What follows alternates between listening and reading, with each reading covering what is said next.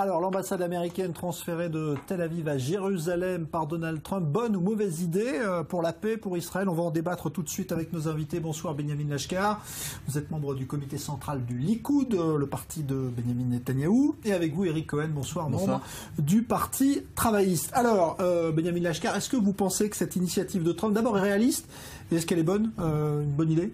En général, j'aurais tendance à pas trop y croire, mais connaissant Trump et sa personnalité et son goût de faire le contraire de tous les autres, j'ai l'impression que cette fois c'est la bonne. Évidemment, je suis, comme la plupart des Israéliens, extrêmement heureux que l'ambassade, si l'ambassade est transférée, je serai extrêmement heureux, parce que c'est la reconnaissance de ce que nous disons, que Jérusalem est la capitale d'Israël, et c'est important symboliquement que les ambassades soient à Jérusalem. C'est un message extrêmement fort qui sera donné au monde entier.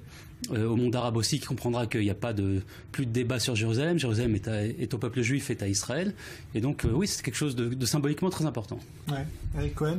Bon, d'abord, pour ce qui est de ce que va faire Trump, je propose de rester calme. Je crois qu'il n'y a personne qui a idée de ce que va être la politique de Trump. Ça fait quand même 2 fois qu'il le dit en peu de temps. Non, mais il a dit plein de choses. Il n'y a personne qui a une idée, la moindre idée de ce que va être vraiment la politique de Trump sur ce sujet comme sur d'autres. Je crois qu'à commencer par Trump lui-même, ça c'est première chose. Deuxièmement, cette histoire du transfert de l'ambassade à Jérusalem, il y a une loi. Il y a une loi qui est passée en 1995 par le Congrès américain, à l'époque de Clinton. Et cette loi stipulait effectivement qu'il fallait faire passer l'ambassade à Jérusalem. Maintenant, il y a une clause dans cette loi qui stipule que s'il y a de l'avis des autorités de la défense américaine des craintes de fait qu'il pourrait y avoir une atteinte aux intérêts américains, des attaques contre les ressortissants, des troubles, etc., pour des raisons de sécurité, le président a le droit de reporter de 6 mois l'entérinement de cette loi.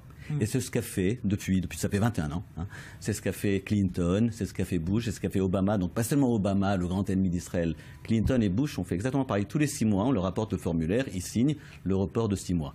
Il n'y a aucune raison d'imaginer que l'évaluation des autorités américaines va changer pour ce qui est dans un mois, quand Trump sera à la Maison-Blanche. Donc il va avoir cette évaluation. Donc pour vous, ce qu'il va dire, il va dire comme tous les autres, il va dire je rêvais de faire, mais regardez, on m'a dit qu'il y a des problèmes de sécurité, il va y avoir des manifs dans le monde entier, dans le monde arabe, il va y avoir des attentats contre les intérêts américains partout, donc je peux pas. Donc voilà, c'est ce qui va se passer, quoi. Ouais. Vous pensez qu'il va suivre C'est très très difficile de prévoir ce que va faire Trump, c'est quand même un peu une grosse surprise.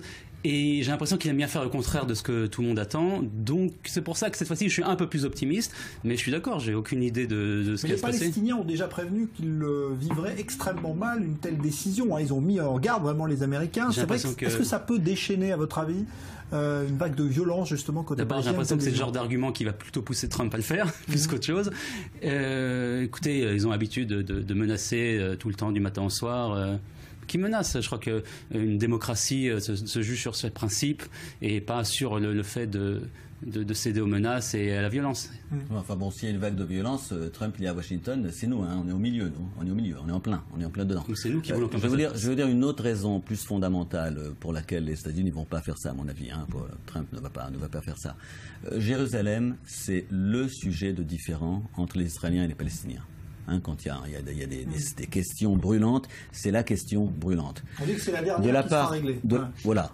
De la part des États-Unis, ça voudrait dire prendre position de façon tout à fait unilatérale et catégorique, entériner complètement la position israélienne. Ce serait de la part des États-Unis un suicide politique, parce que ça voudrait dire qu'ils perdraient toute crédibilité aux yeux du monde arabe et des Palestiniens comme médiateur éventuel pour de futures négociations. Alors vous savez qui est-ce qui sera le plus grand gagnant, qui est-ce qui se marrera dans ce cas-là? Il habite à Moscou. C'est Poutine.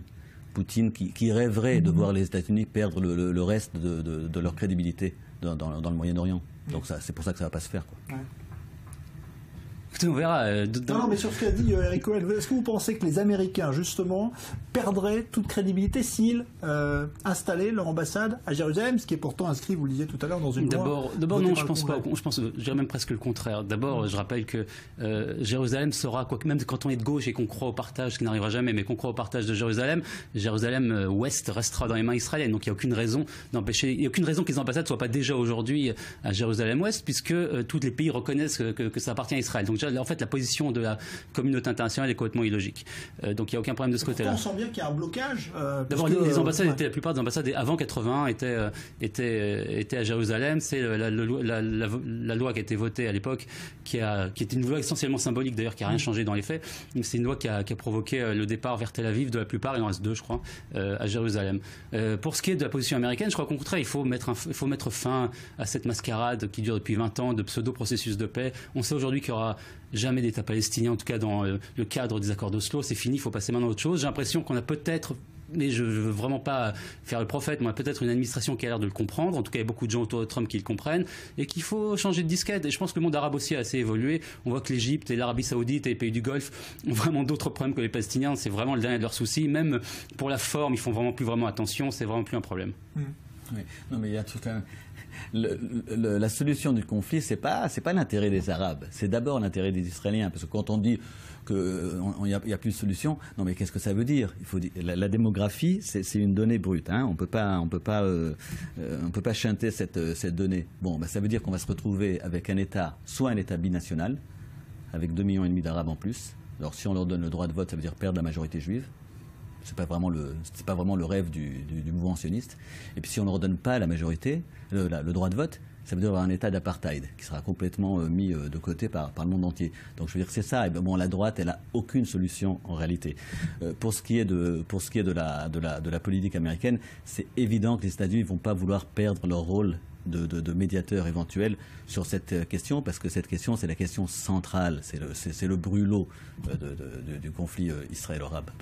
Surtout que l'an prochain, on a une date symbolique, évidemment, le 50e anniversaire que va célébrer Israël, de la réunification de Jérusalem. Oui.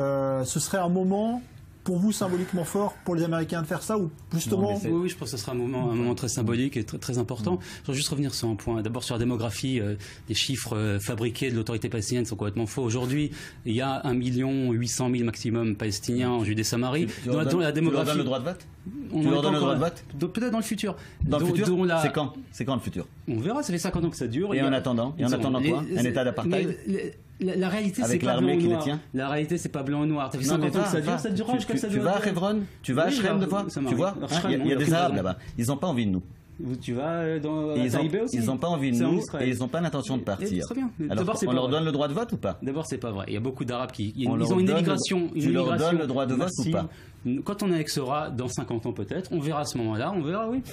Mais on verra dans 50 ans, il n'y a aucune raison de se presser. Les conflits n'ont pas de solution immédiate, il y a des conflits qui durent des siècles. Pour l'instant, il n'y a pas d'éléments qui permettent la résolution du conflit. Il faut d'abord que les Arabes changent, qu'ils acceptent Israël, qu'ils acceptent la légitimité d'un État juif ici. Et on verra dans quelques décennies, une fois que d'ailleurs aussi leur démographie aura beaucoup baissé, comme c'est le cas d'ailleurs en ce moment, d'ici 20 ans, 30 ans, ils seront à un niveau européen. Je pense que là, les paramètres ont tellement changé dans 50 ans ou peut-être 100 ans qu'on pourra alors éventuellement annexer complètement et leur donner la citoyenneté à ce moment-là, il n'y a aucun problème. Donc si vous dites qu'il faut attendre, c'est-à-dire que c'est pas le moment de mettre peut-être de l'huile sur le feu en installant cette ambassade américaine. C'est toujours l'huile sur le feu. Ça, quoi qu'on fasse, c'est l'huile sur le feu. Il faut arrêter avec cet argument. Ouais, bon, vous n'avez pas de solution, mais ça c'est la droite. C'est dire. Mais parce que c'est une solution. Ce qui s'est passé depuis 20 ans. 500 morts israéliens, c'est une solution. C'est un intérêt d'Israël de résoudre le conflit. Okay, moi je parle pas moi je m'en fous des Palestiniens. Ok, c'est l'intérêt d'Israël d'abord, ça qu'il faut comprendre. Donc voilà quoi, c'est tout. L'intérêt d'Israël aujourd'hui, c'est d'avoir une ambassade américaine à Jérusalem. Bien sûr. Ouais.